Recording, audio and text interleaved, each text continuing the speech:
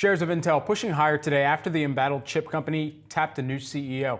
Chip industry veteran Lip-Bu Tan will take the helm as CEO of Intel, replacing interim CEOs following the departure of Pat Gelsinger.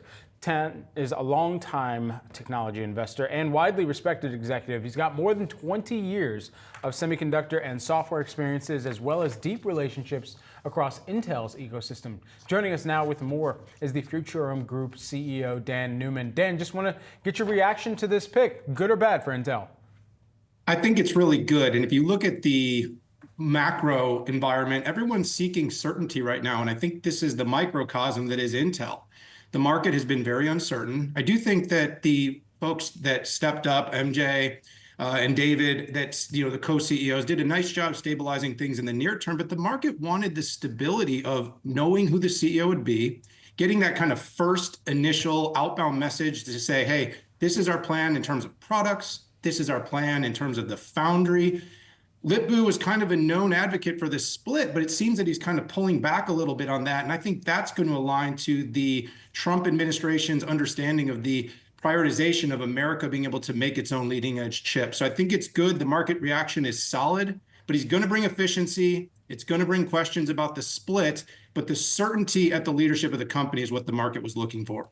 Are you looking for a continuation or a complete sea change when it comes to strategy from Lip-Bu Tan moving forward? And I ask in the context of this note he sent to staffers yesterday, talking about how he is expecting to continue on Gelsinger's plan to make Intel a top foundry. Do you agree with that continuation? I do. I've been outspoken that I think the company does need to stay together. I think splitting it apart will devalue it. And it also puts some risk to the U.S. because we don't have a U.S. chip champion in terms of manufacturing. We saw the TSMC deal. That certainly brought some relief to whether or not we'll be able to make leading edge chips. But the IP primarily stays in Taiwan, even with the new R&D center. Intel products can feed the foundry. That's how it's always worked as an integrated manufacturer.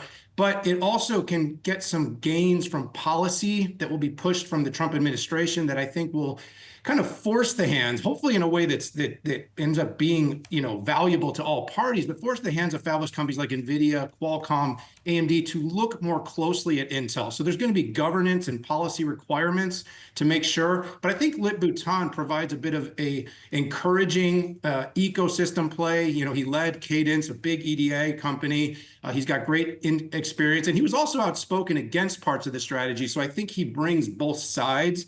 But I do think they need to carry forward together. I feel strongly about that. U.S. needs that chip champion. We need to be able to make leading edge. We cannot depend 100% on Taiwan. Which is not exactly what Trump has said. He's talked about the CHIPS Act, saying that it's a horrible, horrible act, which is exactly where some of those dollars were allocated as subsidies for companies like Intel to really ramp up these foundry businesses. So I guess the question is, how much of that can Intel continue to bank on coming in their way and getting dispersed to them versus how much of that needs to come from existing free cash flow? Well, let's be very clear. Trump has said a lot of things. He certainly likes to use the media and these sort of outbound communications to force action. We saw what happened with TSMC. They were going to invest here anyways, but maybe enhancing the investment, bringing more R&D here, bringing their leading edge here. But he's also been very clear that he knows the U.S. needs to lead in AI. We need to lead in semiconductors.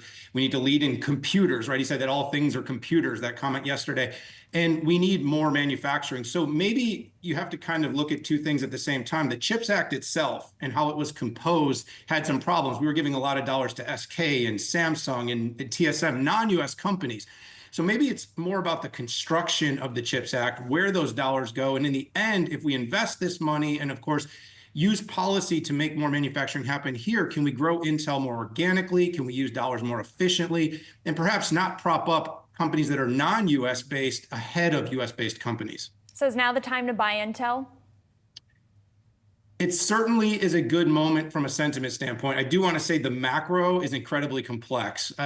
Every day, this kind of waffling back and forth on tariffs, but I am extremely bullish long-term on AI, the deflationary impacts that it can have, agents, assistants.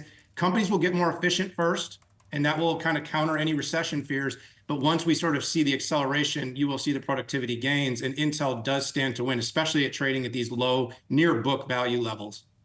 All right, Dan, we got to leave it there. Thanks so much for breaking down that news for us this morning. Appreciate it. Thank you.